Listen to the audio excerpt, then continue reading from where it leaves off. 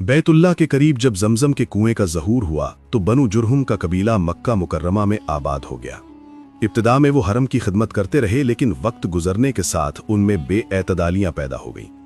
उन्होंने हुज्जाज पर जुल्म करना शुरू कर दिया, काबा के लिए आने वाले तहाइफ पर कब्जा करने लगे और हरम की हुर्मत का ख्याल छोड़ दिया। आखिरकार अल्लाह ताला ने फैसला फरमाया कि उनसे ये एजाज वापस ले लिया जाए। बनु बकर और खुजा ने उन पर हमला किया। बनु जुरहुम शिकस्त खा गए। जाते वक्त उनके सरदार अमर बिन हारिस बिन मदाज ने काबा के कीमती खजाने, जिनमें 2 सोने के हिरन, तलवारें, जिरहें और बेशबहा जवाहरात शामिल थे, चाहे जमजम में डालकर कुएं को मिट्टी से भर दिया ताकि बाद वाले इससे फायदा ना उठा सकें। यूं जमजम का निशान मिट गया और वक्त के साथ लोग उसका मकाम भूल गए। सदियां गुजर गईं, यहां तक कि अल्लाह ताला ने अपने आखिरी नबी सल्लल्लाहु अलैहि वसल्लम के दादा सरदार अब्दुल मुत्तलिब रज़ियल्लाहु अन्हु को एक अजीम एजाज अता फरमाया। वो काबा के साए में हिजरे इस्माइल के अंदर आराम फरमा रहे थे कि ख्वाब में उन्हें बार बार एक कुआं खोदने का हुक्म दिया गया। पहले तय्यबा, फिर बिर्रा, फिर मजनूना का जिक्र हुआ और आखिरकार वाज़े कहा गया, चाहे जमजम को खोद दो। उन्हें बताया गया कि ये ऐसा बाबरकत पानी है जो कभी खत्म नहीं होगा और हाजियों को हमेशा सैराब करेगा।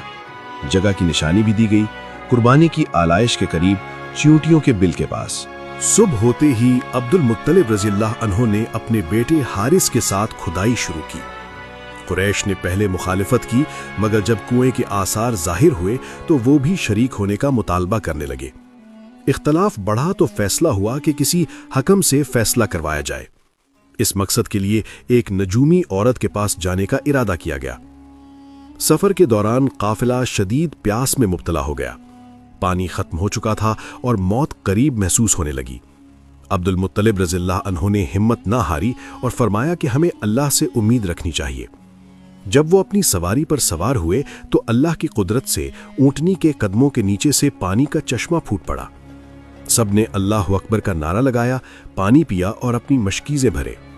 ये मंजर देखकर मुखालिफीन ने इकरार किया कि अल्लाह ने अब्दुल मुत्तलिब के हक में फैसला कर दिया है। उन्होंने जमजम के बारे में तनाज़ा खत्म कर दिया और वहीं से वापस मक्का लौट आए।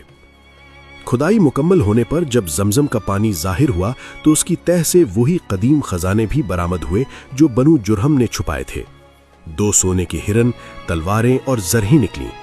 अब्दुल मुत्तलिब रज़ियल्लाहु अन्हु ने इन सोने के हिरनों को पिघलाकर काबा का सुनहरी दरवाजा बनवाया और बाकी खजाना अल्लाह की राह में खर्च कर दिया।